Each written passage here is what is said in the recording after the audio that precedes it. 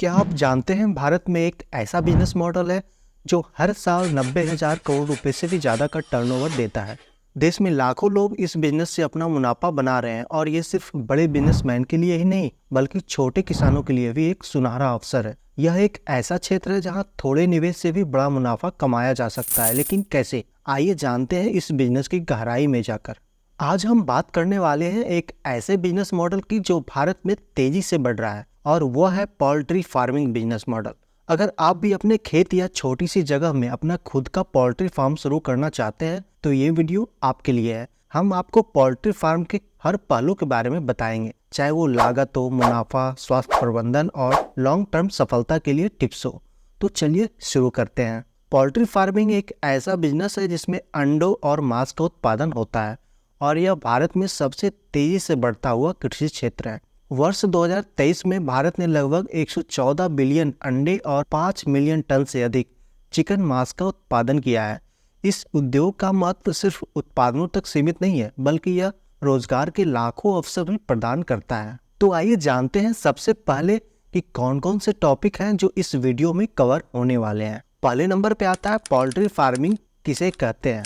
दूसरे नंबर पे हम बात करेंगे पोल्ट्री फार्मिंग कितने प्रकार के होते हैं। तीसरे नंबर पे हम चर्चा करेंगे पोल्ट्री फार्मिंग का मार्केट पोटेंशियल और प्रॉफिटेबिलिटी क्या होता है। चौथे नंबर पे पोल्ट्री फार्मिंग शुरू करने के लिए क्या क्या आवश्यकताएं होती है। पांचवें नंबर पे आता है पोल्ट्री फार्मिंग कॉस्ट और रेवेन्यू का डिटेल एनालिसिस, इस चैप्टर में मैं आपको बताऊंगा। और छठे चैप्टर में आता है पोल्ट्री फार्मिंग का एडवांटेज और डिसएडवांटेज की डिटेल से पूरी जानकारी मैं आपको इस चैप्टर में दूंगा। और सातवें नंबर पे आता है पोल्ट्री फार्मिंग में लगने वाले रोग और उसका सॉल्यूशन कैसे करना है। आठवें नंबर पे आता है पोल्ट्री फार्मिंग का मार्केटिंग और सेल्स स्ट्रेटजी क्या होना चाहिए। नौवें नंबर पे पोल्ट्री फार्मिंग में एस्टिमेटिक कॉस्ट और इन्वेस्टमेंट प्लानिंग की पूरी डिटेल से मैं आपको इसमें जानकारी दूंगा। 10वें नंबर पे पोल्ट्री फार्मिंग में पोटेंशियल प्रॉफिट और रिस्क क्या होता है ये मैं आपको बताऊंगा। और 11 नंबर पे पोल्ट्री फार्मिंग में स्वच्छता और हेल्थ मैनेजमेंट कैसे होना चाहिए आपके पोल्ट्री फार्मिंग में, ये मैं पूरी जानकारी आपको इसमें दूंगा। और लास्ट में आता है 12वें नंबर पे पोल्ट्री फार्मिंग बिजनेस को लॉन्ग टर्म सक्सेस बनाए रखने के लिए कौन कौन से टिप्स और ट्रिक्स हैं वो डिटेल से आपको जानकारी दूंगा। तो आप लास्ट तक इस वीडियो में बने रहिएगा, पूरी जानकारी आपको डिटेल में मिलने वाली है। और मैं दावा करता हूँ कि ये वीडियो देखने के बाद आपको कोई और वीडियो पोल्ट्री फार्मिंग से रिलेटेड देखने की ज़रूरत नहीं पड़ेगी। और एक छोटा सा रिक्वेस्ट है, अगर ये वीडियो आपको अच्छा लगे तो चैनल को सब्सक्राइब कर लें, वीडियो को लाइक और अपने दोस्तों तक शेयर जरूर करें और बेल आइकन को दबाना ना भूलें ताकि नए वीडियो का नोटिफिकेशन आपको तुरंत मिल जाए। तो चलिए शुरू करते हैं अपने पहले चैप्टर से। पहला चैप्टर, पोल्ट्री फार्मिंग किसे कहते हैं। पोल्ट्री फार्मिंग का मतलब मुर्गियों, बतखों और टर्की जैसे पक्षियों को पालन होता है ताकि अंडे, मांस और अन्य उत्पाद प्राप्त किए जा सके। यह एक बेहद लाभदायक व्यवसाय है जो समय के साथ तेजी से बढ़ा है और ग्रामीण इलाकों से लेकर शहरों तक लोकप्रिय होता जा रहा है। भारत में पोल्ट्री फार्मिंग का इतिहास सदियों पुराना है, लेकिन आधुनिक टेक्नोलॉजी और वैज्ञानिक पद्धतियों के चलते अब यह एक व्यवस्थित और प्रोफेशनल बिजनेस बन चुका है। आज के समय में पोल्ट्री फार्मिंग से जुड़े लोग न केवल देश की खाद्य आपूर्ति को संतुलित करने में मदद कर रहे हैं बल्कि यह स्वरोजगार के अवसर भी प्रदान कर रहे हैं। पोल्ट्री फार्मिंग का एक बड़ा फायदा यह है कि इसे छोटे स्तर से घर से भी शुरू किया जा सकता है, कम निवेश से शुरू कर सकते हैं और सही जानकारी और मेहनत के साथ इसे एक बड़ी पैमाने पर व्यवसाय के रूप में विकसित कर सकते हैं। अब आपके माइंड में एक क्वेश्चन उठता होगा कि भारत का पोल्ट्री उद्योग इतना बड़ा क्यों है। तो इसका जवाब है अंडों और मांस की मांग में वृद्धि। पोल्ट्री उत्पाद की मांग लगातार बढ़ रही है क्योंकि अंडे और चिकन को स्वास्थ्य के लिए फायदेमंद माना जाता है। प्रोटीन, विटामिन और मिनरल्स के कारण पोषण के लिए लोग इसे बहुत पसंद करते हैं और यह रोजगार और आय का भी एक अच्छा स्रोत है। पोल्ट्री फार्मिंग से लाखों लोगों को रोजगार मिलता है। अनुमान के अनुसार यह उद्योग सीधा और अप्रत्यक्ष रूप से 20 लाख से अधिक लोगों को हर एक साल रोजगार देता है। और इसका जो बिजनेस मॉडल है वो सरल और लचीला है, इसलिए पोल्ट्री फार्मिंग कम निवेश में भी शुरू किया जा सकता है। इसे आसानी से बढ़ाया जा सकता है। बड़े व्यवसाय के लिए भी और छोटे व्यवसाय के लिए भी एक यह उत्तम विकल्प है। अब चलते हैं अपने दूसरे चैप्टर की ओर। जो है पोल्ट्री फार्मिंग के प्रकार। पोल्ट्री फार्मिंग कितने प्रकार के होते हैं? भारत में पोल्ट्री फार्मिंग के 3 मुख्य प्रकार होते हैं जो व्यवसाय की दिशा, लागत और लाभ को प्रभावित करते हैं। ये 3 प्रकार हैं: बॉयलर फार्मिंग, लेयर फार्मिंग और ऑर्गेनिक या फ्री रेंज फार्मिंग। आइए इनके बारे में विस्तार से समझते हैं। पहले बात करते हैं बॉयलर फार्मिंग की। बॉयलर फार्मिंग मांस उत्पादन के लिए होता है। इसमें विशेष प्रकार की मुर्गियों को पाला जाता है जो जल्दी बढ़ती है और मांस उत्पादन के लिए उपयुक्त होती है। बॉयलर मुर्गियों को केवल 5 से 6 हफ्तों तक पाला जाता है और इसके बाद इन्हें मांस उत्पादन के लिए बेचा जाता है। यह अवधि छोटी होती है, इसलिए बॉयलर फार्मिंग में तेज़ी से मुनाफा कमाया जा सकता है। बॉयलर मांस की कीमत समय समय पर बदलती रहती है। आमतौर पर यह 200 से 250 रुपये प्रति किलो के बीच होती है और त्योहारों या विशेष अवसरों पर कीमत बढ़ भी सकती है। भारत में महाराष्ट्र, तमिलनाडु और आंध्र प्रदेश जैसे बड़े राज्य बॉयलर मीट के प्रमुख उत्पादक हैं। और लागत और लाभ की बात करें तो प्रति चूजा शुरुआत में 30 से 35 रुपये का पड़ता है, लेकिन फीड, देखभाल और अन्य खर्चों को मिलाकर कुल लागत प्रति चूजा लगभग 100 से 120 रुपये हो जाता है। एक बॉयलर मुर्गी से लगभग 150 से 200 रुपये का मुनाफा मिल सकता है। इस प्रकार बॉयलर फार्मिंग कम समय में मुनाफा कमाने का एक अच्छा विकल्प है। अब आते हैं लेयर फार्मिंग में। लेयर फार्मिंग अंडा उत्पादन के लिए होती है। इस प्रकार की फार्मिंग में विशेष मुर्गियों को अंडे देने के लिए पाला जाता है। लेयर मुर्गियों को लगभग 18 हफ्तों तक पाला जाता है, जिसके बाद वे अंडे देना शुरू कर देती है। इसके बाद इन मुर्गियों को साल भर में 250 से 300 अंडे देने के लिए रखा जाता है। मांग की बात और आय की बात करें तो लेयर फार्मिंग में आय अधिक स्थिर होता है, क्योंकि अंडों की मांग पूरे साल बनी रहती है। इससे किसानों को एक नियमित आय स्रोत मिलता है। और लागत और लाभ को देखें तो प्रति लेयर मुर्गी की लागत लगभग 300 रुपये होती है, जिसमें उसके फीड और देखभाल खर्च भी शामिल है। एक लेयर मुर्गी से सालाना 250 से 300 अंडे मिल सकते हैं। प्रति अंडे से लगभग 3 से 4 रुपये का रिटर्न प्राप्त किया जा सकता है। इस प्रकार लेयर फार्मिंग को लंबे समय तक आय का स्थिर स्रोत माना जा सकता है और यह व्यवसाय में स्थिरता की ओर एक अच्छा कदम है। और तीसरे नंबर पे है ऑर्गेनिक या free range poultry farming business. Organic और फ्री रेंज पोल्ट्री फार्मिंग में मुर्गियों को एक नेचुरल और खुले वातावरण में पाला जाता है, जिसमें वे प्राकृतिक भोजन प्राप्त करते हैं। इसमें मुर्गियों को बड़े बाड़ों या खुले खेतों में रखा जाता है, जहां वे स्वतंत्र रूप से घूम सकती है और प्राकृतिक रूप से पनप सकती है। यह पद्धति विशेषकर उन ग्राहकों के लिए आकर्षक होती है जो ऑर्गेनिक और प्राकृतिक रूप से तैयार उत्पादों को पसंद करते हैं। ऑर्गेनिक फीड और उच्च देखभाल की आवश्यकता के कारण इस प्रकार की फार्मिंग में लागत अधिक होती है। हालांकि ऑर्गेनिक प्रोडक्ट की कीमत भी अधिक होती है, इसलिए किसानों को प्रीमियम प्राइसिंग का लाभ मिलता है। उदाहरण के लिए ऑर्गेनिक अंडों और मांस की कीमतें सामान्य से 20 से 30% अधिक हो सकती है। ऑर्गेनिक पोल्ट्री फार्मिंग उन किसानों के लिए उपयुक्त है जो उच्च गुणवत्ता वाले उत्पादों के लिए प्रीमियम बाजार में स्थान बनाना चाहते हैं और अपने प्रोडक्ट को विशेष ब्रांडिंग के साथ बेचना चाहते हैं। वैसे किसान ऑर्गेनिक फार्मिंग से ऑर्गेनिक पोल्ट्री फार्मिंग को शुरू कर सकते हैं। अब चलते हैं तीसरे चैप्टर की ओर, जो है पोल्ट्री फार्मिंग का मार्केट पोटेंशियल और प्रॉफिटेबिलिटी। अब हम इसे 3 भागों में बांटकर समझेंगे कि पोल्ट्री उत्पादों के लिए बाजार में कितनी संभावनाएं हैं और यह व्यवसाय कितना लाभदायक हो सकता है।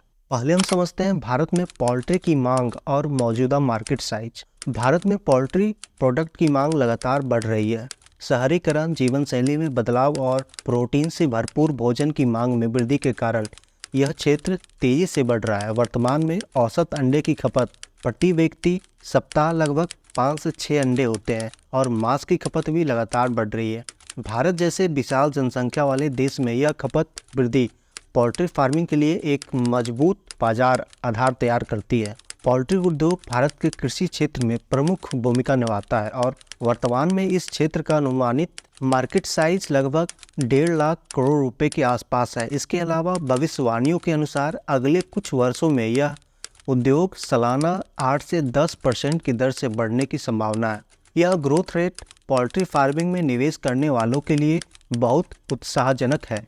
अब चलते हैं दूसरे पॉइंट पे, जो है सीजनल प्रभाव और प्राइस फ्लक्चुएशन। पोल्ट्री प्रोडक्ट की कीमतों में मौसमी उतार चढ़ाव देखने को मिलता है, जो बाजार की मांग और आपूर्ति पर निर्भर करता है। उदाहरण के लिए गर्मियों के मौसम में जब प्रोडक्ट अधिक होता है तब कीमतें घट सकती है, लेकिन जैसे ही त्योहारों का समय आता है या सर्दियों का समय शुरू होता है, इनकी कीमतें बढ़ जाती है। खासकर त्योहारों के दौरान जैसे कि दिवाली या शादी के सीज़न में पोल्ट्री मांस की कीमतें सामान्य से 10 से 20% अधिक हो जाती है। यह पोल्ट्री किसानों को अपने उत्पादों को अच्छे दाम पर बेचने और अधिक लाभ अर्जित करने का अवसर देता है। सीजनल फ्लक्चुएशन को ध्यान में रखते हुए पोल्ट्री फार्मर्स अपनी प्रोडक्शन और सेलिंग रणनीतियों को समायोजित कर सकते हैं, जिससे उन्हें उच्च मुनाफा मिल सकता है। इससे पोल्ट्री फार्मिंग एक ऐसे बिजनेस के रूप में उभरता है जिसमें मुनाफे की योजना बनाना अधिक सुविधाजनक और लाभदायक है। तीसरे टॉपिक पे आते हैं जो है सस्टेनेबल ग्रोथ। भविष्य की ओर देखें तो पोल्ट्री फार्मिंग का मार्केट पोटेंशियल काफ़ी मजबूत है और लोग धीरे धीरे हेल्दी और प्रोटीन युक्त आहार की ओर रुख कर रहे हैं, जिससे पोल्ट्री उत्पादों की मांग में बढ़ोतरी हो रही है। इसके अलावा एनिमल हेल्थ में सुधार और फीड टेक्नोलॉजी के विकास के कारण पोल्ट्री फार्मिंग का भविष्य और भी उज्जवल दिखता है।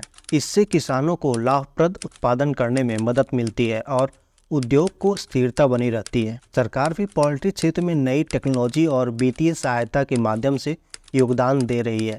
इससे छोटे और मध्यम आकार के किसान भी इस क्षेत्र में आसानी से प्रवेश कर सकते हैं। संक्षेप में पोल्ट्री फार्मिंग एक ऐसा व्यवसाय है जो वर्तमान में लाभकारी है और आने वाले समय में भी अपने उच्च बाजार पोटेंशियल और अधिक लाभ के कारण किसानों के लिए एक आकर्षक विकल्प रहेगा। अब चलते हैं चौथे चैप्टर की ओर, जो है पोल्ट्री फार्मिंग शुरू करने के लिए क्या आवश्यकताएं होती है। पोल्ट्री फार्मिंग को सफलतापूर्वक शुरू करने के लिए कुछ बुनियादी और महत्वपूर्ण आवश्यकताओं को ध्यान में रखना आवश्यक है। आइए इन आवश्यकताओं को विस्तार से समझें। पहला है जगह का चयन। पोल्ट्री फार्मिंग के लिए एक सही जगह का चुनाव सबसे महत्वपूर्ण कदम है। मुर्गियों के लिए ऐसा स्थान चुनना चाहिए जो शहर के शोर और प्रदूषण से दूर हो। यह मुर्गियों के स्वास्थ्य के लिए अनुकूल वातावरण प्रदान करता है और उनके तेजी से विकास में सहायक होता है। जगह का चुनाव करते समय वेंटिलेशन और धूप का भी ख्याल रखना होता है। सही जगह पर अच्छी वेंटिलेशन और धूप मिलनी चाहिए ताकि शेड के अंदर ताज़ी हवा और प्राकृतिक रोशनी आती रहे। और स्पेस की आवश्यकता सामान्यतः 1000 चूजों के लिए लगभग 5000 वर्ग फुट की जगह चाहिए होती है। बॉयलर फार्मिंग में 10 से 12 चूजों के लिए 1 वर्ग फुट जगह आवश्यक होती है, जबकि लेयर फार्मिंग में प्रति मुर्गा लगभग 2 वर्ग फुट की जगह की आवश्यकता होती है। दूसरा पॉइंट है शेड और इंफ्रास्ट्रक्चर। मुर्गियों के रहने के लिए एक मजबूत और सुरक्षित ढांचा आवश्यक होता है। शेड ऐसा होना चाहिए जो गर्मी, ठंड और बारिश से मुर्गियों को रक्षा कर सके। शेड के अंदर उचित वेंटिलेशन होना चाहिए ताकि मुर्गियों को स्वच्छ और ठंडा वातावरण मिल सके। वेंटिलेशन सिस्टम को इस तरह डिजाइन करना चाहिए कि गर्मी के मौसम में भी पर्याप्त हवा का आवागमन हो सके। इंफ्रास्ट्रक्चर में शेड को इस प्रकार तैयार करें कि उसमें किसी भी प्रकार की बीमारी फैलने का खतरा कम हो। इसमें स्वच्छता का विशेष ध्यान रखें ताकि मुर्गियां स्वस्थ रहे और उनके उत्पादन पर सकारात्मक असर पड़े। तीसरे नंबर पर आता है फीड और पानी। मुर्गियों के सही विकास और स्वास्थ्य के लिए संतुलित और गुणवत्तापूर्ण भोजन बहुत जरूरी है। पोल्ट्री फीड में मुख्य रूप से मक्का, सोयाबीन, मिनरल्स और विटामिन होते हैं। सही मात्रा में पोषण मिलने से मुर्गियों का उत्पादन बेहतर होता है। फीड की मात्रा बॉयलर मुर्गियों के लिए प्रतिदिन प्रति मुर्गी 50 से 100 ग्राम फीड की आवश्यकता होती है और पानी की व्यवस्था में पानी की निरंतर उपलब्धता अनिवार्य है। खासकर गर्मियों में पानी की कमी से मुर्गियों के विकास और स्वास्थ्य पर नकारात्मक असर पड़ सकता है, इसलिए नियमित रूप से स्वच्छ और ताज़े पानी की व्यवस्था रखना चाहिए। चौथा पॉइंट है चूजों का चयन। पोल्ट्री फार्मिंग के उद्देश्य के अनुसार सही नस्ल का चयन करना महत्वपूर्ण होता है। बॉयलर और लेयर फार्मिंग के लिए अलग अलग प्रजातियां होती है। बॉयलर की प्रजातियां अगर देखा जाए तो बॉयलर के लिए कोबा 500 जैसी फास्ट ग्रोइंग प्रजातियां उपयुक्त मानी जाती है। ये कम समय में मांस उत्पादन के लिए अनुकूल होती है। और लेयर फार्मिंग के लिए वाइट लेग हॉर्न, आई लाइन जैसी प्रजातियां अच्छी मानी जाती है जो अधिक अंडे देने में सक्षम होती है। स्वस्थ और गुणवत्तापूर्ण चूजे हमेशा विश्वसनीय और अच्छे स्रोत से ही खरीदनी चाहिए ताकि उनके उत्पादन में कोई समस्या न आए। पांचवा पॉइंट है वैक्सीनेशन और स्वास्थ्य प्रबंधन। मुर्गियों के स्वास्थ्य को बनाए रखने के लिए वैक्सीनेशन और नियमित स्वास्थ्य प्रबंधन जरूरी होता है। पोल्ट्री फार्मिंग में कुछ सामान्य बीमारियां होती है जिनसे बचने के लिए समय पर वैक्सीन कराना बहुत ज़रूरी होता है, जैसे रानीखेत, फॉल पॉक्स और सल्मोनेला जैसी बीमारियों से बचाव के लिए वैक्सीनेशन करें। पशु चिकित्सक से नियमित रूप से जांच करवाना चाहिए ताकि मुर्गियों का स्वास्थ्य सही रहे और उत्पादन में कमी ना हो। एक स्वस्थ मुर्गी से अधिक मुनाफा कमाया जा सकता है। छठा पॉइंट है संचालन और प्रबंधन। पोल्ट्री फार्मिंग में संचालन और प्रबंधन का महत्व कम नहीं है। उचित प्रबंधन से आप अपने फार्म की उत्पादकता बढ़ा सकते हैं और नुकसान के जोखिम को कम कर सकते हैं। फीड और पानी का सही समय पर वितरण जरूरी है ताकि मुर्गियों को किसी भी प्रकार की कमी महसूस न हो।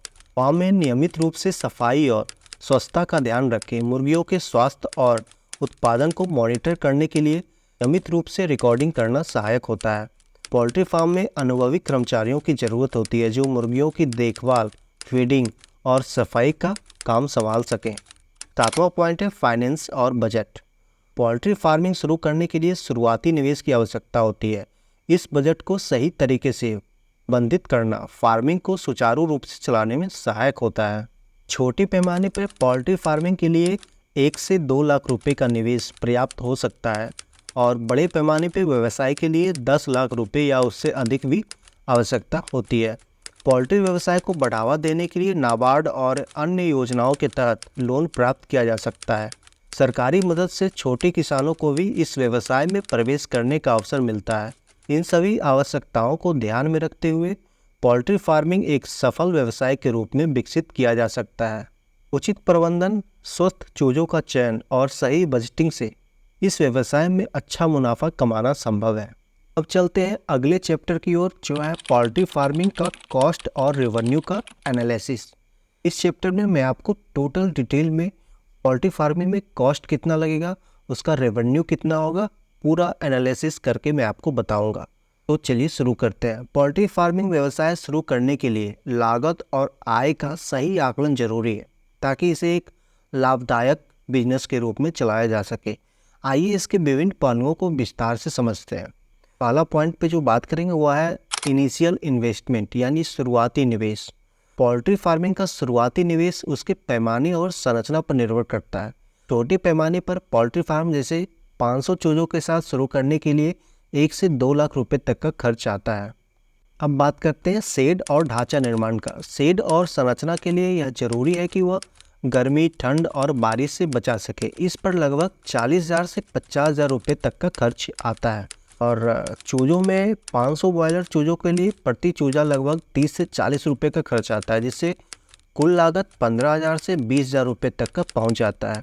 और अदर खर्च को देखा जाए तो पानी, बिजली और बुनियादी उपकरणों के लिए अतिरिक्त 10,000 से 15,000 रुपये का खर्च होता है। इसके अलावा शेड की सफाई, देखभाल और कर्मचारियों का वेतन आदि शामिल होता है। दूसरा पॉइंट है feed cost. Feed poultry farming का सबसे बड़ा खर्च होता है क्योंकि मुर्गियों की सेहत और विकास पूरी तरह से अच्छी फीड पर निर्भर करता है। बॉयलर फार्मिंग के लिए फीड प्रति बॉयलर मुर्गियों को औसतन 3 से 4 किलो फीड की ज़रूरत होती है। 1 किलो फीड का औसतन खर्च लगभग 10 से 12 रुपये होता है। इस हिसाब से एक बॉयलर मुर्गी के लिए फीड का कुल खर्च 30 से 40 रुपये तक का पहुंच सकता है। लेयर फार्मिंग के मुर्गियों के लिए संतुलित पोषण युक्त फीड आवश्यक है जिसमें विटामिन, मिनरल्स और प्रोटीन का सही अनुपात हो। लेयर फार्मिंग में लंबे समय तक फीड की आवश्यकता होती है जिससे इसका खर्च और भी अधिक हो सकता है। फीड का कुल खर्च 500 बॉयलर के लिए लगभग 15,000 से 20,000 रुपये का होता है, जबकि लेयर फार्मिंग के लिए यह खर्च अधिक होता है क्योंकि मुर्गियां लंबे समय तक फीड पर निर्भर रहती है। अब हम तीसरे पॉइंट पे आते हैं, वह है स्वास्थ्य और वैक्सीनेशन का खर्च। मुर्गियों को स्वस्थ रखना और बीमारियों से बचाव के लिए नियमित वैक्सीनेशन और चिकित्सा आवश्यक होती है। प्रति मुर्गा का वैक्सीनेशन खर्च लगभग 3 से 5 रुपये तक का होता है। इसके तहत रानीखेत, फाउल पॉक्स और अन्य बीमारियों को वैक्सीनेशन शामिल है। बीमारियों से रोकथाम के लिए दवाई और पशु चिकित्सक की जांच पर 500 से 1,000 रुपये तक का खर्च होता है। यदि मुर्गी को विशेष देखभाल की आवश्यकता होती है तो चिकित्सा खर्च बढ़ सकता है।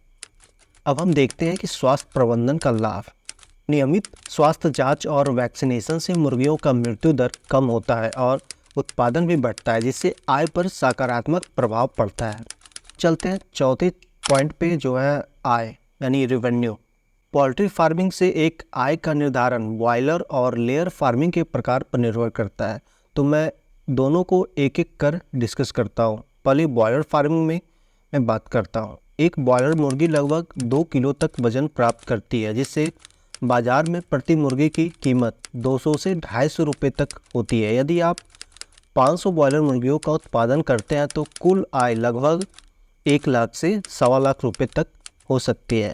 यहीं लेयर फार्मिंग में हर मुर्गी सालाना 250 से 300 अंडे देती है। यदि प्रति अंडा 4 से 5 रुपये की दर से बिके तो एक लेयर मुर्गी से 1000 से 15,000 रुपये तक की सालाना आय हो सकती है। इस प्रकार 500 मुर्गियों से सालाना 5 लाख से 7.5 लाख रुपये तक का कमाई हो सकता है। अब 5वें पॉइंट पे आते हैं, जो है profit margin. Profit margin poultry farming के प्रकार, प्रबंधन और लागत नियंत्रण पर निर्भर करता है। बॉयलर फार्मिंग में प्रॉफिट मार्जिन औसतन 10 से 15% होता है। यदि फार्मिंग कुशलता से की जाए और खर्चों पर नियंत्रित रखा जाए तो मार्जिन बढ़ सकता है। यहीं लेयर फार्मिंग में प्रॉफिट मार्जिन 20 से 25% तक हो सकता है। अंडों की निरंतर मांग और स्थिर मूल्य से यह मार्जिन बढ़ाया जा सकता है। यहीं त्योहारों और विशेष सीजन में मांस और अंडों की मांग बढ़ती है, जिससे कीमतें 10 से 20% तक अधिक हो सकती है। इस प्रकार सीजन के आधार पर प्रॉफिट मार्जिन में वृद्धि हो सकती है। संक्षेप में अगर हम समझें तो पोल्ट्री फार्मिंग शुरू करने के लिए सही योजना, लागत का आकलन और सही मार्केटिंग स्ट्रेटजी की आवश्यकता होती है। शुरुआती निवेश, फीड और वैक्सीनेशन के खर्च को ध्यान में रखकर एक अच्छी तरह से प्रबंधित पोल्ट्री फार्मिंग व्यवसाय में 10 से 25% तक का लाभ कमाया जा सकता है। अब बात करते हैं छठे चैप्टर की, जो है पोल्ट्री फार्मिंग का एडवांटेज और डिसएडवांटेज की डिटेल जानकारी। पोल्ट्री फार्मिंग में बहुत से फ़ायदे होते हैं, लेकिन इसके कुछ नुकसान भी हैं। इन दोनों पहलुओं को समझना आवश्यक है ताकि आप इस व्यवसाय में आने से पहले सभी संभावित चुनौतियों और लाभों का सही मूल्यांकन कर सके। आइए इस पर गहराई से चर्चा करते हैं। पहले बात करते हैं फ़ायदे की। फ़ायदे में पहले नंबर पे आता है कम निवेश की ज़रूरत। पोल्ट्री फार्मिंग की शुरुआत के लिए अधिक पूंजी की आवश्यकता नहीं होती है, जो इसे छोटे और नए व्यवसायों के लिए एक आकर्षक विकल्प बनती है। यदि आप छोटे पैमाने पर पोल्ट्री फार्म शुरू करते हैं तो 500 चूजों के साथ इसे 1 से 2 लाख रुपए के निवेश से शुरू किया जा सकता है।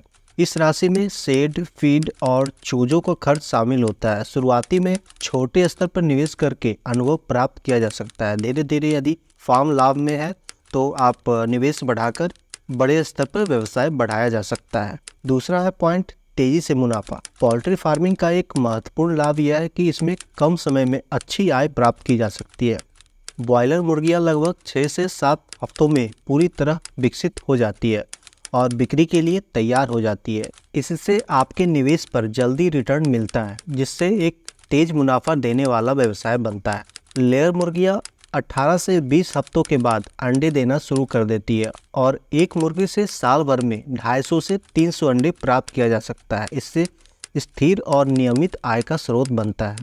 तीसरा एडवांटेज है अच्छा प्रॉफिट मार्जिन। पोल्ट्री फार्मिंग में मुनाफा अच्छा होता है, विशेषकर यदि आप इसका सही प्रबंधन करते हैं। पोल्ट्री फार्मिंग में मुनाफा 15 से 20% तक का प्राप्त किया जा सकता है और लेयर फार्मिंग में प्रति अंडे की कीमत 4 से 5 रुपये होती है, जिससे एक मुर्गी से सालाना लगभग 1000 से 1500 रुपये की कमाई हो सकती है।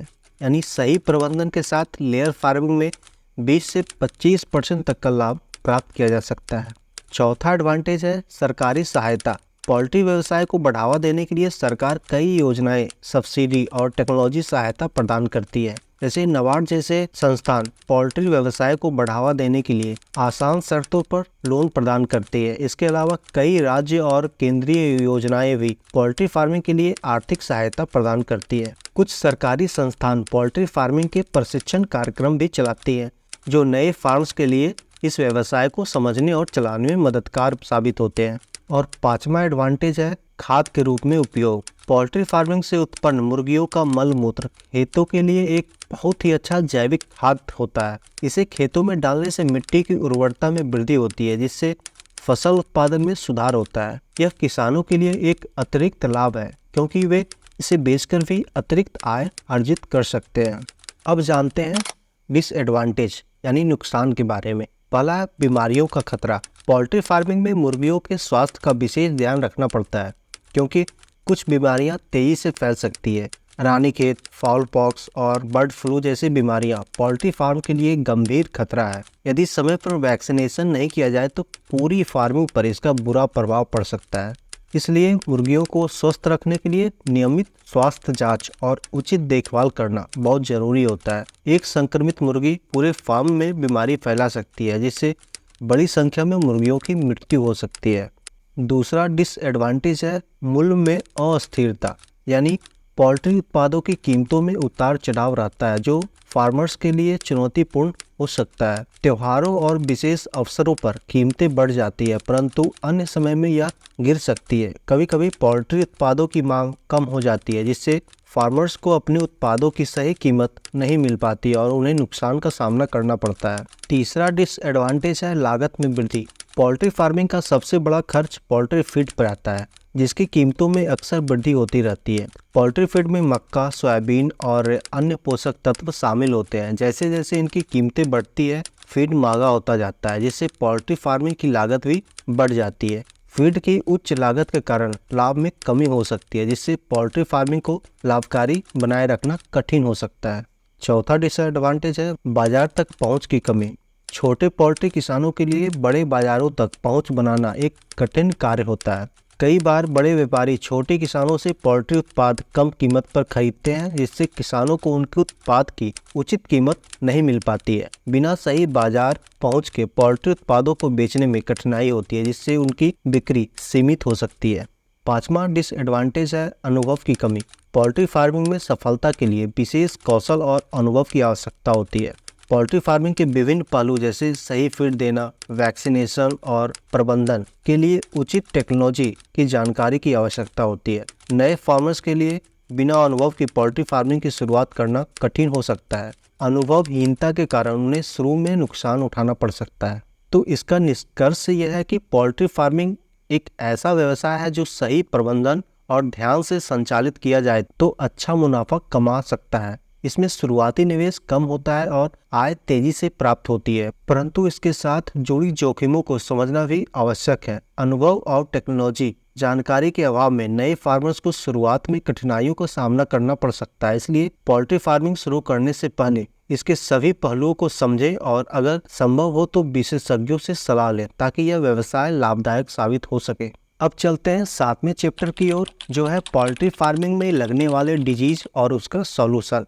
पोल्ट्री फार्मिंग में कई प्रकार की बीमारी होती है जो मुर्गियों के स्वास्थ्य को नुकसान पहुंचाती है और व्यवसाय को गंभीर आर्थिक क्षति पहुंचा सकती है। आइए कुछ प्रमुख बीमारियों को और उनके उपचारों के बारे में गहराई से समझते हैं। पहला डिजीज है रानीखेत। रानीखेत रोग एक अत्यधिक संक्रामक बीमारी है जो मुर्गियों के श्वसन और पाचन तंत्र को प्रभावित करती है। यह वायरस के कारण होता है और बहुत तेजी से फैल सकता है। मुर्गियों में सांस की तकलीफ होना, दस्त, भूख में कमी और कुछ मामलों में गर्दन और सिर में मरोड़ जैसे लक्षण देखे जाते हैं। मुर्गियों में इस बीमारी के कारण मृत्यु दर भी काफी बढ़ जाती है। इसके उपचार और रोकथाम के लिए वैक्सीनेशन जरूरी है। इस बीमारी से बचाव का सबसे प्रभावी तरीका है नियमित रूप से मुर्गियों का वैक्सीनेशन कराना। रानीखेत रोग के लिए विशेष रूप से बने टीके उपलब्ध होते हैं।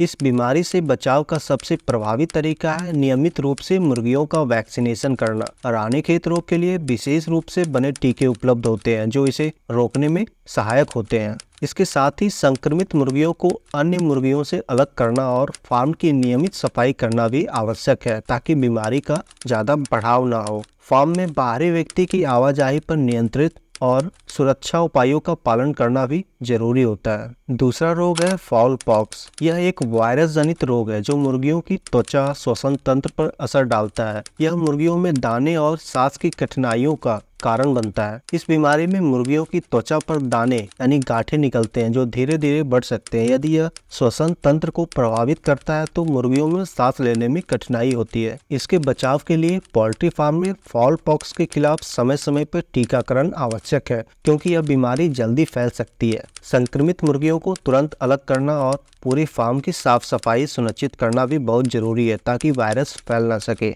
ऐसे मच्छर और अन्य कीट जो इस वायरस को फैला सकते हैं उनसे बचाव के उपाय करना भी इस बीमारी से सुरक्षा एक महत्वपूर्ण कदम है। तीसरा रोग है सल्मोनेलोसिस, एक बैक्टीरियल संक्रमण है जो मुर्गियों के पाचन तंत्र में संक्रमण करता है। सल्मोनेला बैक्टीरिया के कारण होता है यह अन्य मुर्गियों में भी फैल सकते हैं। इस बीमारी के लक्षण में दस्त, उल्टी, भूख में कमी और कमजोरी शामिल है। यह बीमारी फार्म के वातावरण और भोजन पानी में अशुद्ध के कारण फैलती है।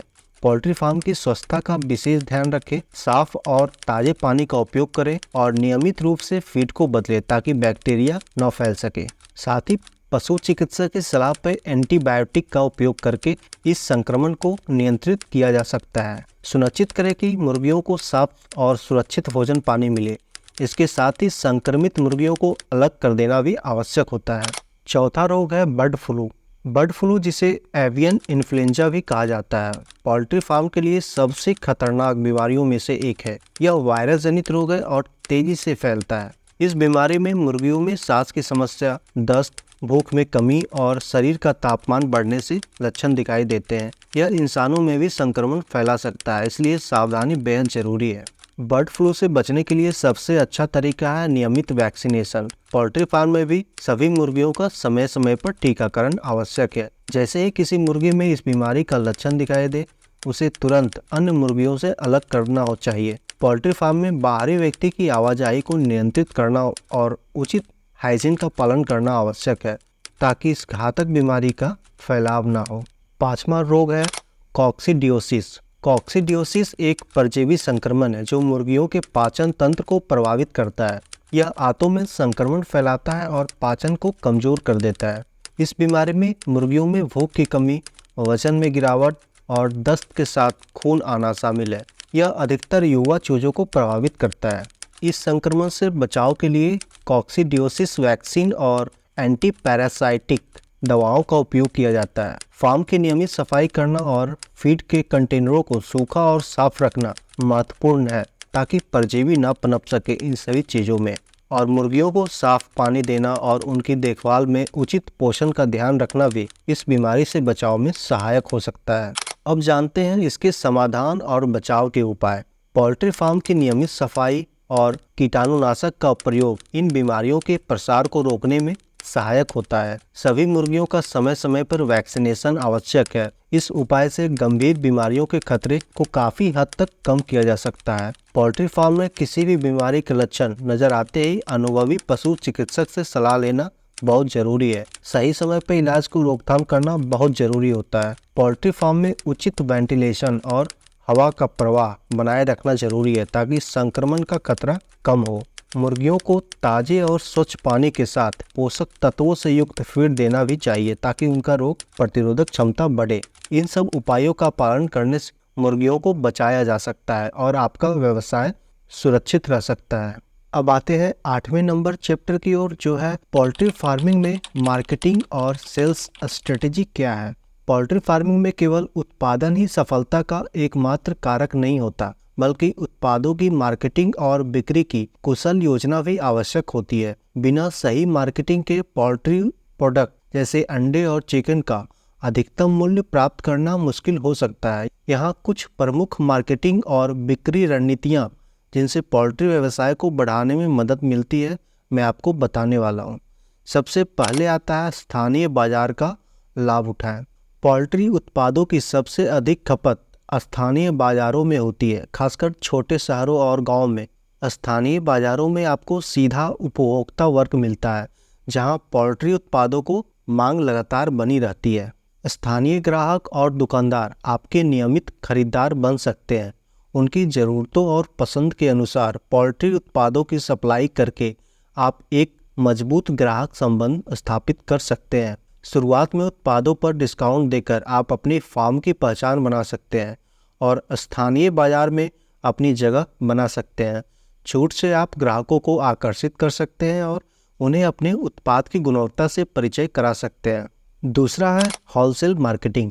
यदि आपका उत्पादन बड़े स्तर पर होता है तो थोक बिक्री आपके उत्पादों को तेजी से बेचने में सहायक हो सकती है। थोक व्यापारी आपके उत्पाद को विभिन्न बाजारों तक पहुंचा सकते हैं। थोक व्यापारी आपके पोल्ट्री उत्पादों को बड़े शहरों और रिटेलर दुकानों तक पहुंचाने में मदद कर सकते हैं, जहां उपभोक्ता अधिक मात्रा में उत्पाद खरीदते हैं। थोक विक्रेताओं के साथ जुड़कर आपके उत्पादों की मांग बढ़ेगी, जिससे बड़ी मात्रा में बिक्री सुनिश्चित होगी। यह रणनीति आपको नियमित रूप से बड़े ऑर्डर प्राप्त करने में सहायक हो सकती है और आपकी आय स्थिर होगी। तीसरा है farm to consumer model. Farm to consumer model छोटे पोल्ट्री फार्म्स के लिए बेहद उपयुक्त है। इस मॉडल में फार्म सीधे उपभोक्ताओं को उत्पाद बेच सकता है, जिससे बीच के बिचौलिया खत्म हो जाते हैं। इस मॉडल से आप अपनी कीमतें स्वयं निर्धारित कर सकते हैं और सीधे ग्राहकों से अधिक मुनाफा प्राप्त कर सकते हैं। आप अपने फार्म पर एक छोटा सेल्स सेंटर स्थापित कर सकते हैं, जहां ग्राहक सीधे आकर ताजे प्रोडक्ट खरीद सकते हैं। इससे ग्राहकों को ताजे अंडे, चिकन मिलने का विश्वास मिलता है और वे आपकी गुणवत्ता पर भरोसा करते हैं। चौथे नंबर पे आता है ऑनलाइन बिक्री। डिजिटल युग में ऑनलाइन बिक्री एक अत्यधिक प्रभावी रणनीति बन गई है। ऑनलाइन प्लेटफॉर्म पर पोल्ट्री प्रोडक्ट की मांग तेजी से बढ़ रही है। आप सोशल मीडिया जैसे व्हाट्सएप, फेसबुक, इंस्टाग्राम और लोकल मार्केट प्लेस पर अपने प्रोडक्ट को प्रमोट कर सकते हैं। इससे आपके प्रोडक्ट की पहुंच अधिक लोगों तक हो जाती है। अमेजोन और फ्लिपकार्ट जैसे ई कॉमर्स प्लेटफॉर्म पर अपने पोल्ट्री प्रोडक्ट को लिस्ट करना भी लाभकारी हो सकता है। इससे आपके प्रोडक्ट को एक बड़ा उपभोक्ता वर्ग प्राप्त होता है और आपकी ब्रांड वैल्यू भी बढ़ती है। पांचवा है रेस्टोरेंट और होटल्स के साथ टाई अप। स्थानीय रेस्टोरेंट, होटलों और फूड सर्विसेज के साथ टाई अप करना एक लाभकारी कदम हो सकता है। ऐसे टाई अप आपको नियमित ग्राहक प्रदान कर सकते हैं। रेस्टोरेंट्स और होटलों को ताजे और उच्च गुणवत्ता वाले पोल्ट्री प्रोडक्ट चाहिए होते हैं, जो वे नियमित रूप से खरीदते हैं। एक टाई अप से आपके फार्म को स्थिर ऑर्डर मिल सकते हैं। कुछ रेस्टोरेंट्स अपने मेनू में आपके फार्म का नाम भी शामिल कर सकते हैं, जिससे आपकी ब्रांड पहचान बढ़ती है और अन्य ग्राहकों का भी ध्यान आपकी ओर आकर्षित होता है।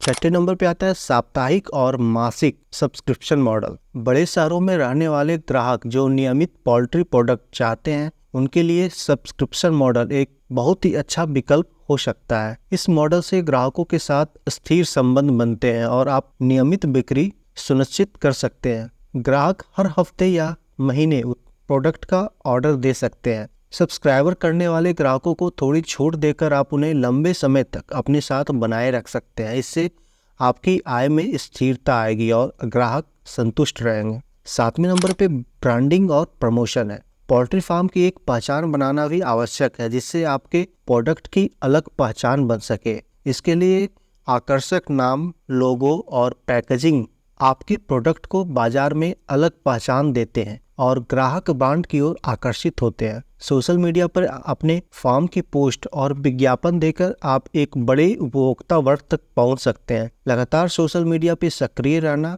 अपने प्रोडक्ट की गुणवत्ता को दर्शाना भी आपकी फार्म की प्रतिष्ठा को बढ़ाता है। आठवें पॉइंट आता है फेस्टिवल और स्पेशल ओकेजन डिस्काउंट। त्योहारों और खास मौक़ों पर पोल्ट्री प्रोडक्ट की मांग अधिक होती है। ऐसे समय में डिस्काउंट और ऑफर्स देना आपके लिए लाभकारी हो सकता है। फेस्टिवल सीजन में पैकेज डील्स जैसे अंडों और चिकन पर विशेष ऑफर देकर अधिक ग्राहकों को आकर्षित कर सकते हैं। ऐसे ऑफर से ग्राहकों को आपके फार्म की ओर खींचा जा सकता है, जिससे आपकी बिक्री में बढ़ोतरी होती है और ग्राहक आपके ब्रांड के साथ जुड़े रहते हैं। इन मार्केटिंग और बिक्री रणनीतियों का उपयोग करके पोल्ट्री फार्मिंग व्यवसाय को विस्तार दिया जा सकता है। हर रणनीति अपने तरीके से लाभकारी है और इससे न केवल बिक्री में वृद्धि होती है, बल्कि ब्रांड की पहचान भी मजबूत होती है। इन उपायों को ध्यान में रखकर आप पोल्ट्री फार्मिंग के व्यवसाय में सफलता पा सकते हैं। अब 9 नंबर चैप्टर में हम बात करेंगे पोल्ट्री फार्मिंग का एस्टिमेट कॉस्ट और प्लानिंग इन्वेस्टमेंट कैसा होना चाहिए। पोल्ट्री फार्मिंग एक लाभकारी व्यवसाय हो सकता है, लेकिन इसके लिए एक सटीक लागत और निवेश की योजना तैयार करना बहुत जरूरी है। विभिन्न खर्चों और निवेश के पहलुओं को ध्यान में रखकर ही आप इस व्यवसाय में सफल हो सकते हैं। यहाँ हम पोल्ट्री फार्मिंग के मुख्य खर्चों का विस्तृत विवरण प्रस्तुत कर रहे हैं। पहले नंबर पे हम बात करेंगे जगह का खर्च, यानी कॉस्ट ऑफ लैंड और स्पेस। पोल्ट्री फार्मिंग के लिए एक उपयुक्त जगह का होना आवश्यक है। यदि आपके पास अपनी जमीन है तो यह लाभकारी होता है, अन्यथा आपको किराए पर जमीन लेनी होगी। जगह की आवश्यकता में पोल्ट्री फार्मिंग में एक मुर्गी को लगभग 1 से 1.5 वर्ग फुट की जगह चाहिए होती है। यदि आप 1000 मुर्गियों को फार्म शुरू करना चाहते हैं तो लगभग 1000 से 1500 वर्ग फुट जगह की आवश्यकता होगी। और किराया की बात करें तो किराया उस इलाके पर निर्भर करता है जहां आप फार्म स्थापित करना चाहते हैं। औसतन एक छोटे से मध्यम आकार के फार्म के लिए किराया लगभग 5,000 से 10,000 रुपये मासिक हो सकता है। दूसरे नंबर पे है मुर्गियों की लागत। पोल्ट्री फार्म का मुख्य निवेश चूजों में होता है। इनकी कीमत उनके प्रकार पर निर्भर करती है। ब्रॉयलर चूजे की कीमत करीब 20 से 30 रुपये प्रति चूजा होता है और लेयर चूजे की कीमत 40 से 50 रुपये प्रति चूजा होता है। यदि आप 1,000 ब्रॉयलर चूजे से शुरुआत करते हैं तो इन पर आपकी लागत लगभग 20,000 से 30,000 रुपये तक आएगा। अब बात करते हैं फीड का खर्च। मुर्गियों का फीड सबसे बड़ा खर्च होता है जो कुल लागत का लगभग 60 से 70% तक हो सकता है। एक ब्रॉयलर मुर्गी को 3 से 4 किलो फीड की जरूरत होती है। वहीं फीड की कीमत में 25 से 30 रुपये प्रति किलो होती है। इस तरह 1,000 मुर्गियों के लिए 6 से 7 सप्ताह यानी एक बैच में फीड का कुल खर्च 75,000 से 1 लाख रुपए तक हो सकता है। अब बात करते हैं स्वास्थ्य और वैक्सीनेशन का खर्च। पोल्ट्री फार्मिंग में मुर्गियों के स्वास्थ्य पर विशेष ध्यान देना जरूरी होता है। बीमारियों से बचाव के लिए वैक्सीनेशन की आवश्यकता होती है। वैक्सीनेशन और आवश्यक दवाओं का प्रति मुर्गी खर्च करीब 2 से 3 रुपये होता है। 1,000 मुर्गियों के लिए स्वास्थ्य और वैक्सीनेशन पे 2,000 से 3,000 रुपये का खर्च आएगा। अब देखते हैं श्रमिकों का खर्च यानी लेबर का खर्च। पोल्ट्री फार्म में मुर्गियों की देखभाल के लिए लेबर की आवश्यकता होती है। 1,000 से 2,000 मुर्गियों के लिए 1 से 2 लेबर पर्याप्त होते हैं। प्रत्येक लेबर का मासिक वेतन अगर एवरेज देखा जाए तो 8,000 से 10,000 रुपये होता है। इस तरह से 2 लेबर के लिए मासिक खर्च करीब 16,000 से 20,000 रुपये हो सकता है। अब छठे नंबर पे देखते हैं बिजली, पानी और अन्य बिल के बारे में। फार्म में बिजली और पानी का भी खर्च होता है, खासकर गर्मियों में। गर्मी में मुर्गियों को ठंडा रखने के लिए पंखे या कूलर का उपयोग करना पड़ता है, जिससे बिजली का खर्च बढ़ सकता है। पानी का खर्च फार्म के आकार पर निर्भर करता है। औसतन बिजली और पानी पर मासिक खर्च 2,000 से 3,000 रुपये तक हो सकता है। अब चलते हैं इंफ्रास्ट्रक्चर का खर्च पे। पोल्ट्री फार्म के लिए कुछ बुनियादी ढांचे की आवश्यकता होती है, जैसे कि सेट, फीडर, ड्रिंकिंग सिस्टम और अन्य उपकरण। छोटे या मध्यम स्तर के पोल्ट्री फार्म के लिए इंफ्रास्ट्रक्चर की लागत करीब 30,000 से 50,000 रुपये तक हो सकती है। यह खर्च एक बार का होता है, लेकिन इसे अच्छी तरह से बनाए रखना आवश्यक है। 8वें नंबर पे देखते हैं मिसलेनियस कॉस्ट के बारे में। इन खर्चों के अलावा भी कुछ छोटे छोटे खर्च होते हैं, जैसे ट्रांसपोर्टेशन, मेंटेनेंस। इन खर्चों का अनुमानित बजट अगर देखा जाए तो 5,000 से 10,000 रुपये रखा जा सकता है। अब एक एस्टिमेट टोटल कॉस्ट अगर निकाले तो सभी खर्चों को मिलाकर 1,000 ब्रॉयलर मुर्गियों के एक बैच पर कुल अनुमानित लागत कुछ इस प्रकार हो सकती है। जगह का खर्च 5,000 से 10,000 रुपये मासिक, मुर्गियों की लागत 20,000 से 30,000 रुपये, फीड की खर्च 75,000 से 1 लाख रुपये, स्वास्थ्य और वैक्सीनेशन का खर्च 2,000 से 3,000 रुपये, श्रमिकों का खर्च 16,000 से 20,000 रुपये मंथली, बिजली और पानी का खर्च 2,000 से 3,000 रुपये मंथली, इंफ्रास्ट्रक्चर 30,000 से 50,000 रुपये एक बार ये लागत लगेगा, और अन्य खर्च यानी 5,000 से 10,000 रुपये। इस प्रकार 1,000 मुर्गी के एक बैच पर कुल अनुमानित लागत लगभग 1,55,000 से 2,26,000 रुपये तक हो सकती है। अब प्रॉफिट का अनुमान भी निकालते हैं।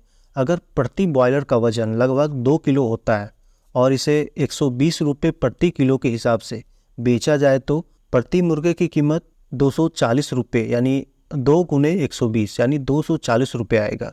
और 1,000 मुर्गियों की कुल बिक्री देखें तो 1,000 गुने 240 यानी 2,40,000 रुपये तक आएगा। इस प्रकार कुल मुनाफा 2,40,000 माइनस कुल लागत यानी 1,55,000 से 2,26,000 तक हमारा लागत मैंने निकाला। तो इसको माइनस करने पे मुनाफा लगभग 14,000 से 85,000 रुपये प्रति बैच हो सकता है। इस तरह लागत को समझदारी से प्रबंधित करके और उचित योजना बनाकर पोल्ट्री फार्मिंग में अच्छा मुनाफा कमाया जा सकता है। अब चलते हैं 10 नंबर चैप्टर की ओर, जो है पोल्ट्री फार्मिंग में संभावित लाभ और जोखिम के बारे में। पोल्ट्री फार्मिंग एक आकर्षक और लाभदायक व्यवसाय हो सकता है, लेकिन इसमें कुछ संभावित जोखिम भी शामिल है। सही योजना और समझदारी से किया गया निवेश इसे अधिक सुरक्षित और सफल बना सकता है। यहाँ पोल्ट्री फार्मिंग के प्रमुख लाभ और जोखिमों के विश्लेषण मैं बताने वाला हूँ। सबसे पहले मैं कुछ लाभ के बारे में बताऊंगा। पहले नंबर पे आता है तेज़ी से मुनाफा। पोल्ट्री फार्मिंग में सबसे बड़ा लाभ यह है कि यह तेज़ी से मुनाफा देने वाला व्यवसाय है। खासकर बॉयलर फार्मिंग में एक बैच लगभग 6 से 8 हफ्तों में तैयार हो जाता है। इससे शुरुआती कुछ महीने में ही आय प्राप्त हो सकती है, जो किसी भी व्यवसाय में एक विशेष लाभ माना जाता है। दूसरे नंबर पे आते हैं नियमित मांग। चिकन और अंडों की मांग पूरे साल बनी रहती है। त्योहारों और शादियों के मौसम में इसकी मांग में और भी बढ़ोतरी होती है। इस स्थिरता के कारण पोल्ट्री व्यवसाय के प्रति ग्राहकों की रुचि बनी रहती है, जिससे किसानों को अपने व्यवसाय में स्थिरता का अनुभव होता है। अगले नंबर पे आता है कम लागत पर अधिक उत्पादन। पोल्ट्री फार्मिंग में प्रति यूनिट उत्पादन की लागत अन्य पशुपालन की तुलना में कम होती है। एक कुशल पोल्ट्री प्रबंधन से लागत को नियंत्रित करते हुए उत्पादन अधिक किया जा सकता है, जिससे कम निवेश में भी मुनाफा बढ़ सकता है। यानी पोल्ट्री फार्मिंग में आपके पास यह विकल्प होता है कि आप बॉयलर, लेयर या दोनों प्रकार की फार्मिंग कर सकते हैं। इस बिजनेस में छोटे स्तर से बड़े स्तर तक के विकल्प होते हैं, जिससे इसे व्यक्तिगत क्षमता के अनुसार बढ़ाया या घटाया जा सकता है। इसीलिए इसमें फ्लेक्सिबिलिटी होती है, लचीलापन होता है इस बिजनेस में। और लास्ट में हम बात करते हैं additional income from by product.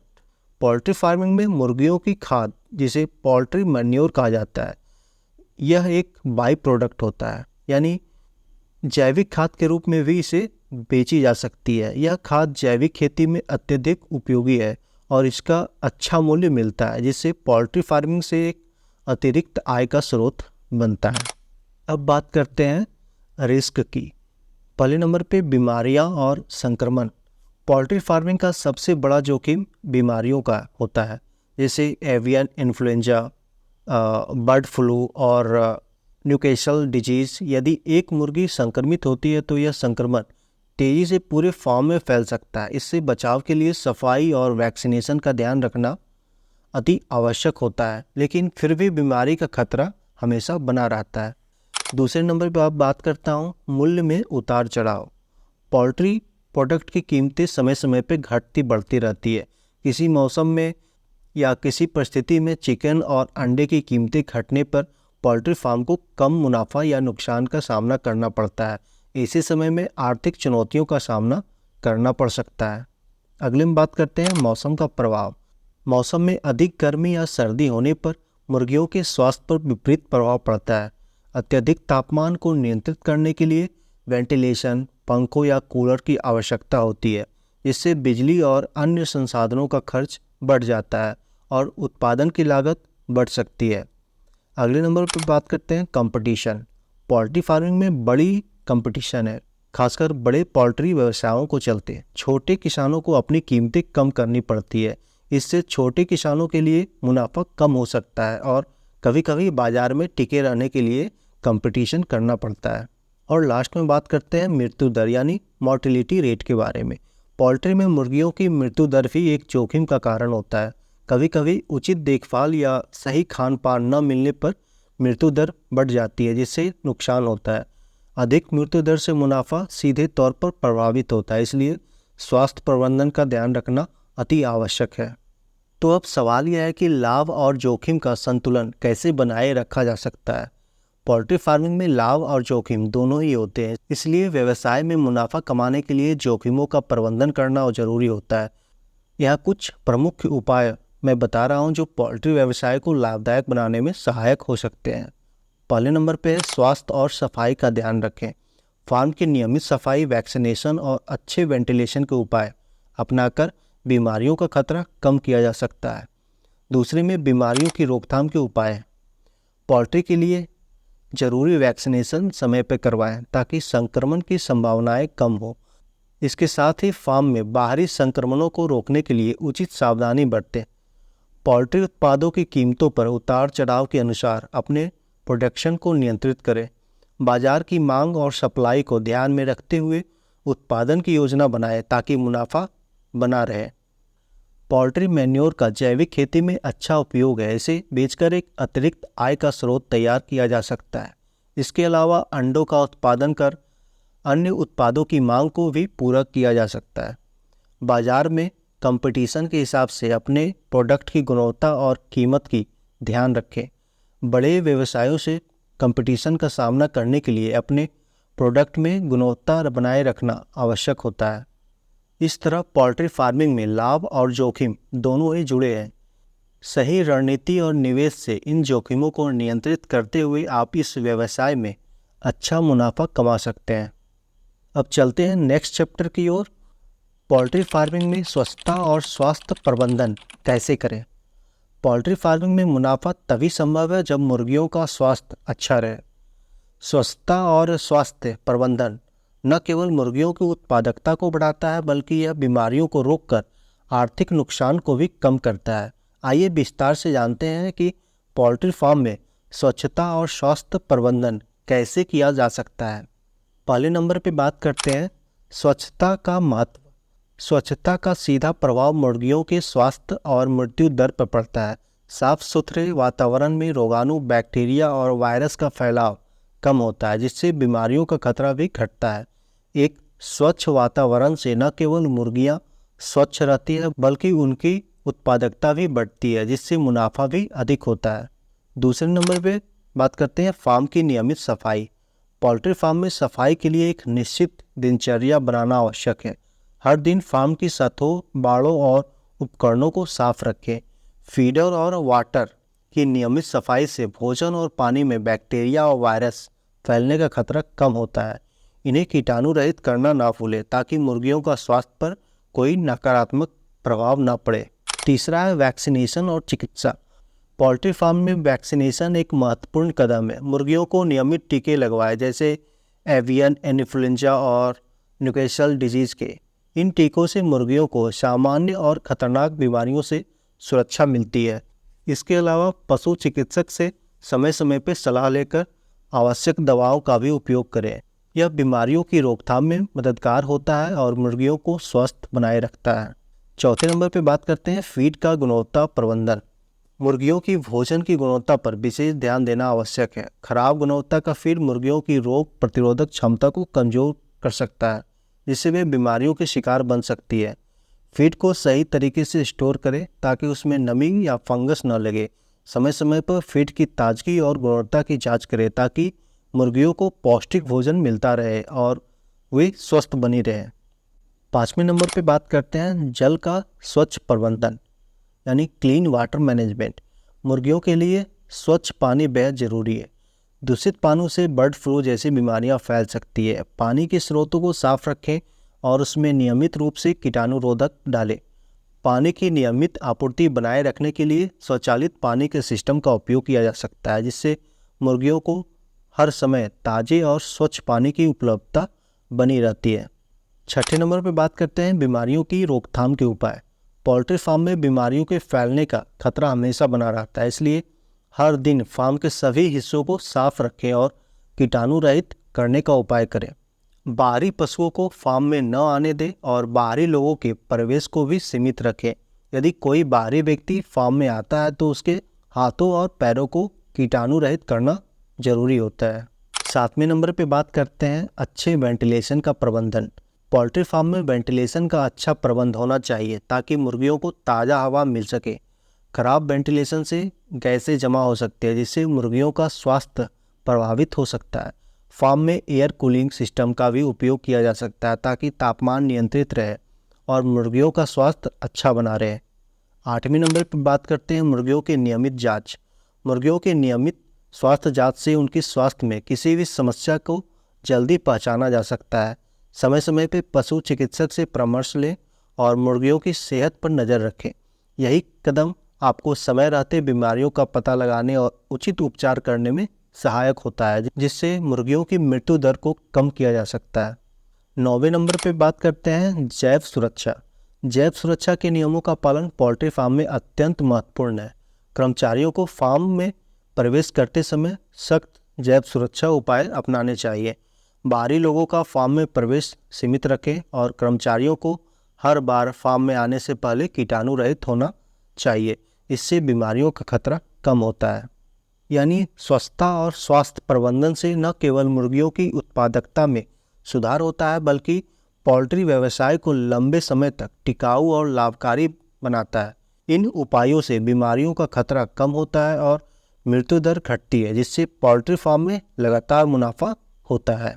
अब लास्ट चैप्टर में हमारा आता है पोल्ट्री फार्मिंग में लॉन्ग टर्म सफलता के टिप्स और ट्रिक्स क्या हैं। पोल्ट्री फार्मिंग में सफलता सिर्फ एक बार के मुनाफे से नहीं होती है, बल्कि इसे लंबे समय तक सफल बनाए रखना ही असली सफलता है। इसके लिए आपको कुछ विशेष रणनीतियों और युक्तियों को अपनाना होगा जो आपके व्यवसाय को सुरक्षित, लाभकारी और टिकाऊ बनाए रखे। आइए जानते हैं कि पोल्ट्री फार्मिंग में लॉन्ग टर्म सफलता के लिए किन किन टिप्स को अपनाया जा सकता है। पहले नंबर पे आता है नियमित शिक्षा और अपडेट्स। पोल्ट्री फार्मिंग में सफलता के लिए नए नए तरीकों और टेक्नोलॉजी के बारे में सीखते रहना जरूरी है। नए शोध और सरकारी योजनाओं के बारे में अपडेट रहें। समय समय पे प्रशिक्षण और वर्कशॉप में भाग लें ताकि आपको नए प्रयोगों और विधियों के बारे में पता चलता रहे। दूसरे नंबर पे स्मार्ट निवेश योजना। पोल्ट्री फार्मिंग में बिना किसी योजना के निवेश करने से नुकसान हो सकता है। अपनी पूंजी को सही ढंग से प्रबंधित करें और अधिक खर्चों पर नियंत्रित रखें। अपने इन्वेस्टमेंट को सही से प्लान करें और समय के साथ थोड़े थोड़े करके सुविधाएं बढ़ाएं ताकि फंडिंग पे दबाव न पड़े और आय स्थिर रहे। तीसरे नंबर पे बात करते हैं कस्टमर फीडबैक और ब्रांड वफादारी। अपने ग्राहकों से फीडबैक लें और जानें कि आपके प्रोडक्ट के बारे में उनके क्या विचार हैं। इससे न केवल आपका ब्रांड मजबूत होगा, बल्कि आप अपने कस्टमर की मांग के अनुसार प्रोडक्ट में बदलाव भी कर सकेंगे। कस्टमर को विशेष ऑफर्स, छूट और अच्छी गुणवत्ता प्रदान करें ताकि वे आपके ब्रांड के प्रति वफादार बने रहें। अगला पॉइंट है हमारा पेशेवर नेटवर्क बनाएं। पोल्ट्री फार्मिंग में अन्य किसानों, विशेषज्ञों और सप्लायर्स के साथ एक नेटवर्क बनाएं। इससे न केवल आपको व्यापारिक सहयोग मिलेगा, बल्कि किसी भी आपदा या समस्या के समय मदद भी मिल सकती है। बड़े और अनुभवी पोल्ट्री किसानों से सीखें और उनके अनुभवों को अपनाकर अपने व्यवसाय को और भी प्रभावी बना सकते हैं। पाँचवें नंबर पर बात करते हैं कृषि टेक्नोलॉजी का उपयोग। नए नए कृषि टेक्नोलॉजी का प्रयोग करें, जैसे कि फार्म में स्वचालित फीडर, पानी की आपूर्ति और तापमान नियंत्रण। यह न केवल आपके काम को आसान बनाता है, बल्कि मुर्गियों की देखभाल भी बेहतर होती है। आर्टिफिशियल इंटेलिजेंस और डाटा एनालिटिक्स का उपयोग करें। मुर्गियों की उत्पादकता और स्वास्थ्य पर नज़र रखें। आर्टिफिशियल इंटेलिजेंस और डाटा एनालिटिक्स का प्रयोग कर मुर्गियों की उत्पादकता और स्वास्थ्य पर नज़र रख सकते हैं और समय रहते किसी भी समस्या का हल निकाल सकते हैं। नेक्स्ट में बात करते हैं जोखिम प्रबंधन का। पोल्ट्री फार्मिंग में कई जोखिम हो सकते हैं, जैसे बीमारियां, मौसम का प्रभाव या कीमतों में गिरावट। इन जोखिमों से बचने के लिए एक आपातकालीन योजना बनाएं। फसल बीमा और स्वास्थ्य बीमा का उपयोग करें ताकि किसी भी आपदा में वित्तीय सहायता मिल सके। सातवें नंबर पे आता है बाजार के ट्रेंड्स का अनुसरण, यानी फॉलोइंग मार्केट ट्रेंड्स। बाजार में पोल्ट्री प्रोडक्ट की मांग और कीमतों का विश्लेषण करते रहें। त्योहारों, शादी के सीजन या अन्य मौक़ों पर अधिक मांग होने पर अपनी उत्पादन क्षमता बढ़ा सकते हैं। नई खाने की आदतों को ध्यान में रखते हुए प्रोडक्ट में विविधता ला सकते हैं, जैसे कि ऑर्गेनिक चिकन और ऑर्गेनिक अंडे का उत्पादन। आठवें नंबर पर बात करते हैं कर्मचारियों की कुशलता में सुधार। आपके फार्म में काम करने वाले कर्मचारियों की कुशलता का सीधा असर आपकी पोल्ट्री की उत्पादकता पर पड़ता है। इसलिए उन्हें नियमित रूप से ट्रेनिंग दें ताकि वे बेहतर तरीके से फार्म का प्रबंधन कर सकें। कर्मचारियों को स्वस्थ माहौल और अच्छे कार्य सुविधाएं प्रदान करें ताकि वे बेहतर प्रदर्शन करें और आपके व्यवसाय की वृद्धि में योगदान दें। नेक्स्ट पॉइंट में बात करते हैं किसान योजनाओं और सरकारी सब्सिडी का लाभ। केंद्र और राज्य सरकार द्वारा किसानों के लिए कई योजनाएं और सब्सिडी दी जाती है। इन योजनाओं का लाभ उठाएं ताकि आपका व्यवसाय आर्थिक रूप से मजबूत हो सके। पशुपालन और पोल्ट्री फार्मिंग से संबंधित सभी सरकारी कार्यक्रमों के बारे में जानकारी रखें और समय समय पर इन योजनाओं का लाभ प्राप्त करें। नेक्स्ट पॉइंट है लाभ को पुनः निवेश करें, यानी जो लाभ हुआ है उसको दोबारा बिजनेस में लगाएं। पोल्ट्री फार्मिंग में यदि आपको मुनाफा हो रहा है तो उसका एक हिस्सा व्यवसाय में फिर से निवेश करें। इससे आपकी उत्पादन क्षमता बढ़ेगी और आप नए मार्केट्स में अपने उत्पादों को पहुंचा सकेंगे। नए उपकरणों और टेक्नोलॉजी में निवेश करें और अपने व्यवसाय को अगले स्तर तक ले जाएं। लॉन्ग टर्म सफलता का बहुत ही महत्व है। लॉन्ग टर्म सफलता के लिए पोल्ट्री फार्मिंग में रणनीति और योजना बनाना बहुत ज़रूरी है। जब आप अपने फार्म को बेहतर बनाने और सही प्रबंधन का ध्यान रखते हैं तो आपका व्यवसाय न केवल टिकाऊ बनता है बल्कि लंबे समय तक मुनाफा भी देता रहता है। तो दोस्तों, हमने इस वीडियो में पोल्ट्री फार्मिंग के विभिन्न महत्वपूर्ण पहलुओं पर गहराई से चर्चा की। पोल्ट्री व्यवसाय को सफलतापूर्वक चलाने के लिए बहुत कुछ ध्यान में रखना पड़ता है, जैसे कि पोल्ट्री फार्मिंग की बुनियादी समझ और विभिन्न प्रकार की पोल्ट्री फार्म, पोल्ट्री उद्योग की आर्थिक संभावनाएं और मुनाफे की योजना, उचित फीडिंग सिस्टम, फार्म की लोकेशन का चयन और स्वच्छता, स्वास्थ्य प्रबंधन और जैव सुरक्षा ताकि मुर्गियों का स्वास्थ्य हमेशा सही रहे, बाजार के ट्रेंड्स और उपभोक्ताओं की ज़रूरतें समझना और ब्रांड वफादारी बनाए रखना, नई कृषि तकनीकों का उपयोग, सरकारी योजनाओं का लाभ उठाना और मुनाफे को व्यवसाय में पुनर्निवेश करना। इन सभी पहलुओं को ध्यान में रखकर ही हम पोल्ट्री फार्मिंग में लॉन्ग टर्म सफलता की ओर बढ़ सकते हैं। पोल्ट्री फार्मिंग एक मेहनत और जागरूकता से भरा व्यवसाय है और इसे सफलतापूर्वक चलाने के लिए हमें सही दिशा में सही निर्णय लेना आवश्यक है। तो दोस्तों, अगर आप पोल्ट्री फार्मिंग में अपनी बिजनेस शुरू करना चाहते हैं या पहले से पोल्ट्री व्यवसाय में हैं तो यह वीडियो को लाइक करें और हमारे चैनल को सब्सक्राइब करें। अपनी राय और सुझाव कमेंट में सेक्शन में ज़रूर दें और पोल्ट्री फार्मिंग के बारे में अधिक जानकारी के लिए हमारे अन्य वीडियो देखें। धन्यवाद।